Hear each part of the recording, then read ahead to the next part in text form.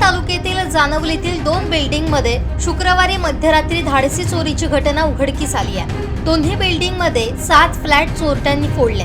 मोठ्या प्रमाणावर सोन्याचे दागिने, रोख रकमेवर डल्ला मारलाय। पोलिसांचं पथक घटनास्थळी दाखल झालंय। या 7 फ्लॅटमध्ये सावंत यांच्या मालकीच्या एका किराणा दुकानाचा समावेश आहे। गुरुवारी रात्रीपासून सुरू असलेल्या पावसाचा आधार घेत चोरट्यांनी रात्री 1:30 ते 2 वाजेपर्यंतच्या दरम्यान धाडसी चोरी करण्याचा प्रयत्न केला। नजीकच्या ब्रह्माकुमारी अपार्टमेंटमध्ये असलेल्या सीसीटीव्हीवरून मध्यरात्रीच्या सुमारास 2 चोरटे या रस्त्यावरून जात असल्याचं पोलिसांना आढळून आलंय। कणकवलीतील SM हायस्कूलमध्ये कार्यरत असलेले शिक्षक विजय सातपुते यांच्या मालकीच्या फ्लॅटमधील तब्बल 14 तोळे दागिन्यांवर चोरट्यांनी डल्ला मारलाय।